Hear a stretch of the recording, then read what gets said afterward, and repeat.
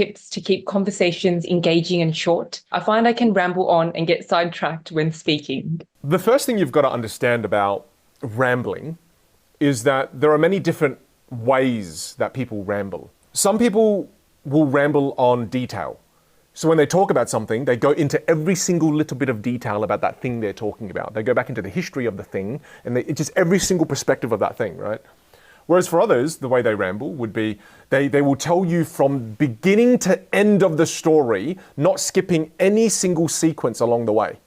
And that's another form of rambling. Another form of rambling is I just always repeat myself over and over and over and over and over again. I'm saying the same things, nothing new. So there are many different forms of rambling. And I think what's really important before you diagnose and you try to give a solution is you've really got to understand what form of rambling do you suffer from. So now that you've been able to identify, okay, so this is the kind of rambler that I am, well then now what you can do is start to look towards some types of strategies. And there's a wonderful strategy. I'm going to switch cameras and I'll teach it to you. It's kind of a contextual model, a framework to be able to think about how to communicate in terms of a structure. This is what I use, Kat, and this helps me keep things relatively concise. And this stops me from rambling. The P stands for the point, right? And this is where you just share a certain statement, something you believe in, you share an idea of some sort. So what's the point? So you share a point, and then the second part of it, you share the action. As a result of you sharing that point, well, what action did you take? Because that gives depth to the conversation. And then after action, well, what was the result from that action that you took? Based on the point of view that you had.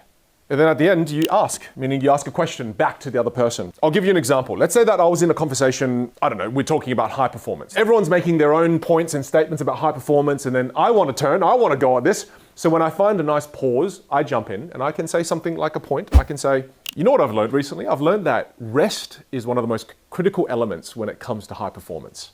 All right, so I've done that, so action. For once in my life, I'm finally taking weekends off. You know, as an entrepreneur, I'm not used to that. I'm finally taking weekends completely off. Result. And you know what I found? That's changed the quality of my work when I show up at work. And here's the unexpected part. It's actually changed my quality of life. Ask, how about you all? Do you all incorporate rest? And how do you all rest? That's it. Nice and simple, super concise, and also creates depth. Point, action, result, ask. Para. It's a wonderful little mental model that I keep in my head when I'm in a conversation and I want to dive in, I want to add value, add thoughts, but then again, don't be that hog, don't be that person that is like, my turn. And you just keep talking, super annoying. This guy right here does it every day. It's a problem, I know.